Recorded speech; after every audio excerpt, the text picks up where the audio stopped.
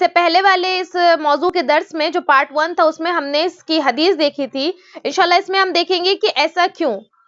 تو یہ جو حضرت جبرائیل کی بد دعا ہے اور اللہ کے نبی کی آمین ہے، اس میں دو سختیاں مل گئی. اللہ اکبر. یعنی جبرائیل کی بد دعا جو کہ فرشتوں کے سردار ہیں، اور اللہ کے رسول کی اس بد دعا پر آمین جو کہ انبیاء کے سردار ہیں.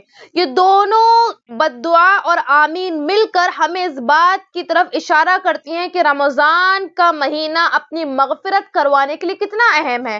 یعنی حضرت جبرائیل نے بد دعا دی کہ ایسا شخص بدبخت ہے، یعنی کہ بد دعا ہے اس کے لیے، یعنی وہ مارا گیا ہے. آپ اس کو اور بھی دوسرے الفاظ میں آپ سمجھ سکتے ہیں، یعنی کہ ہلاکت ہو گئی اس کے لیے جس کی زندگی میں رمضان تو آیا لیکن اس نے اپنا رمضان انہی کوتاہیوں میں گزار دیا، وہی غیبتیں، وہی چغلیاں، وہی اپنے جو یعنی دوسرے دنوں ایام کے جو اس کے اعمال تھے وہی گناہ وہی کرتا رہا اور اس کی مغفرت نہ ہو پائی. تو ایسا شخص ہلاک ہو گیا، اس کے لیے بد دعا ہے جبرائیل کی. تو اللہ کے نبی صلی اللہ علیہ وسلم نے بھی اس پر آمین کہا.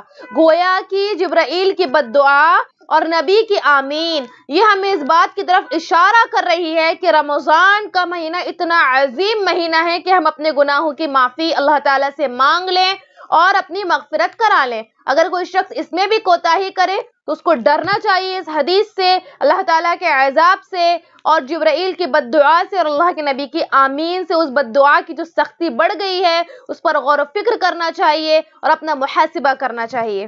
آن لائن اسلامی ٹیوشن بچوں، بچیوں، خواتین اور مردوں کے لیے. اس کے علاوہ آن لائن 2 ایئر عالمہ کورس خواتین اور لڑکیوں کے لیے. تعلیم.ایجوکیشن ویب سائٹ وزٹ کریں.